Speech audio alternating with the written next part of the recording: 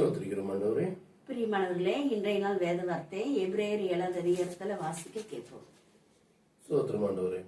இவரோ என்றென்றைக்கும் நிலைத்திருக்கிறபடியினாலே மாறிப்போகாத ஆசாரியத்துக்கும் உள்ளவராய் இருக்கிறார். மேலும் தமது மூலமாய் தேவனிடத்தில் சேருகிறவர்களுக்காக வேண்டுதல் செய்யும்படிக்கு அவர் எப்பொழுதும் உயிரோடு இருக்கிறவர் வகையால் அவர்களை முற்றுமுடிய ரட்சிக்க வல்லவருமாய் இருக்கிறார்.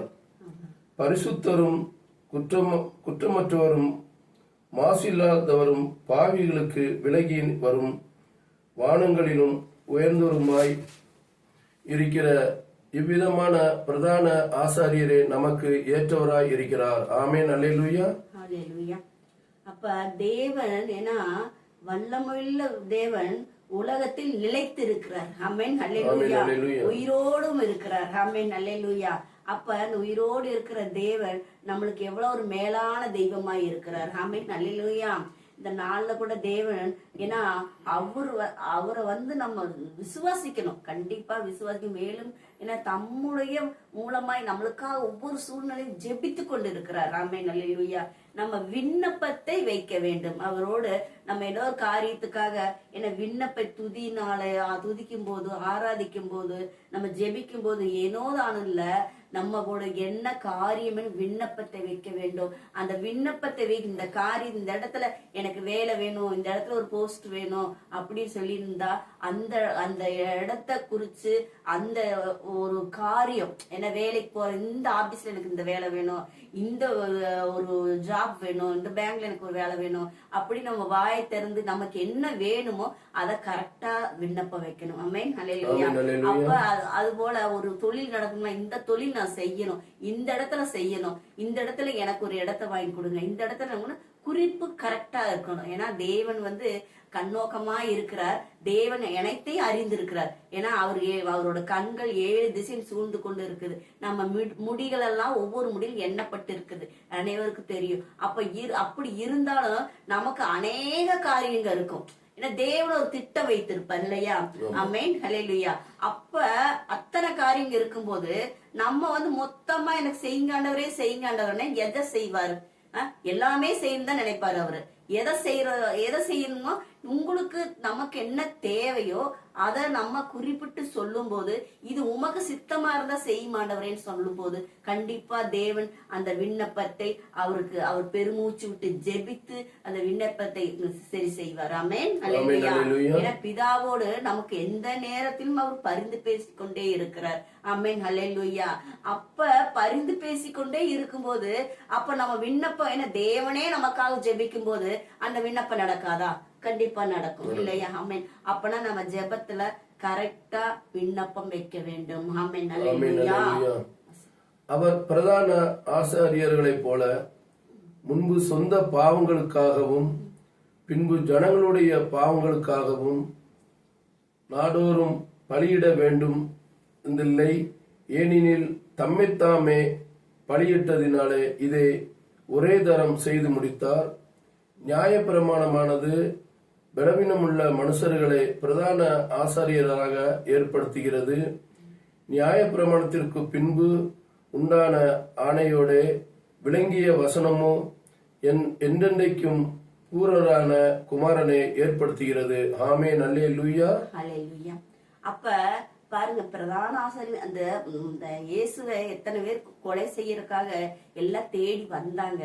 வரவன் யாருனாலயும் அவரை தொட முடியல இல்லையா? தொட முடியல, அவரை பிடிக்க முடியல. அப்பனா அவரே தான், அவரை யாரும் தொட முடியாது.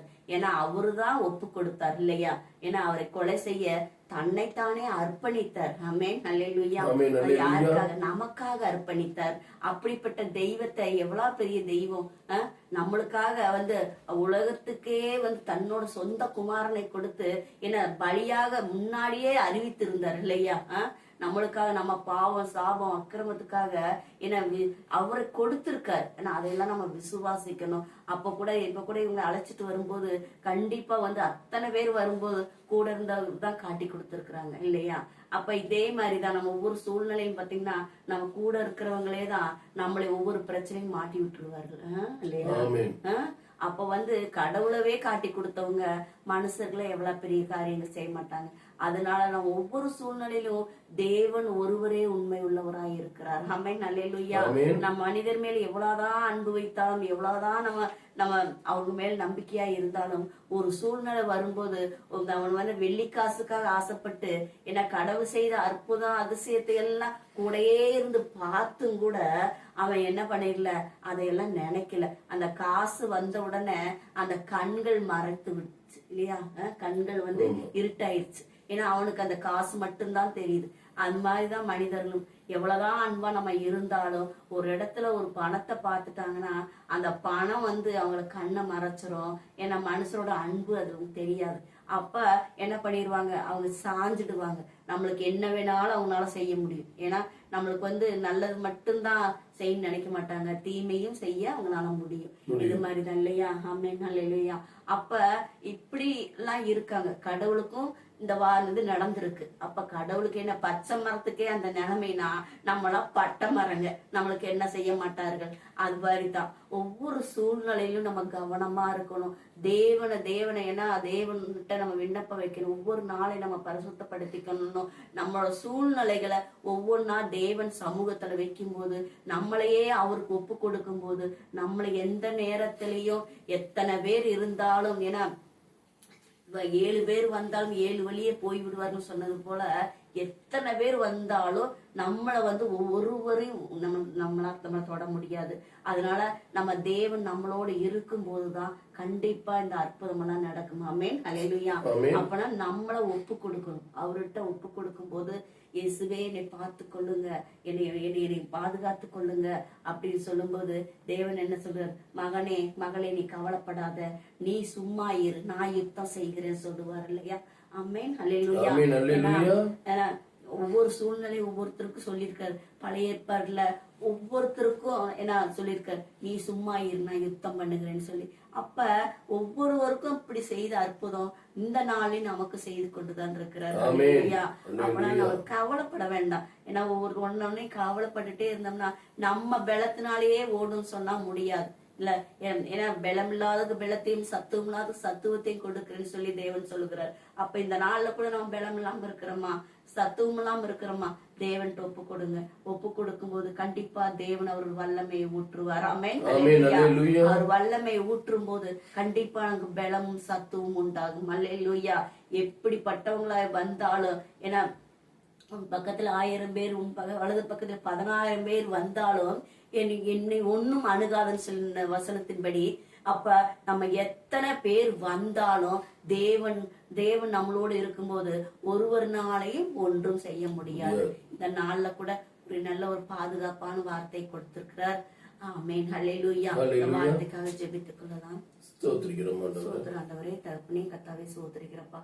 இந்த நாள்ல கூட தகப்பனே நாங்க ஒவ்வொருவரும் விண்ணப்பிக்கிறவர்களாக நாங்க இருக்கிறோம் ராஜா. ஒவ்வொரு பிள்ளைகளுக்காக ஆண்டவரே என்ன சூழ்நிலையில இருந்தாலும் ஆண்டவரே இந்த நாள்ல அவர்கள் வைக்கிற விண்ணப்பத்துக்கு ஆண்டவரே நாங்க ஜெபிக்கிறோம் ராஜா. அந்த விண்ணப்பத்துக்கு நீங்க பெருமூச்சு விட்டு ஜெபிக்கிறவராக ஆண்டவரே ஒவ்வொரு சூழ்நிலை ஒவ்வொரு மக்களுக்காக நீங்க ஜெபிக்கும்படி நாங்களும் ஜெபிக்கிறோம் ராஜா. தகப்பனே காரியமெல்லாம் நிறைவேறும்படிக்கு நாங்க ஜெபிக்கிறோம் சுவாமி. வேலை இல்லாத பிள்ளைகளுக்கு வேலை இல்லாத பிள்ளைகளுக்கு ஒவ்வொரு பிள்ளைகளுக்கு நீங்க வேலையை கொடுக்கும்படி, தொழில் செய்யற பிள்ளைகளுக்கு தொழிலை கொடுக்கும்படிக்கு நாங்க ஜெபிக்கிறோம் ராஜா. தகப்படி எந்த சூழ்நிலையும் ஆண்டவரே மனசோர்வா இருக்கிறார்களா, மனசோர்வு எல்லாம் நீங்க எடுத்து போடும்படிக்கு நாங்க ஜெபிக்கிறோம்.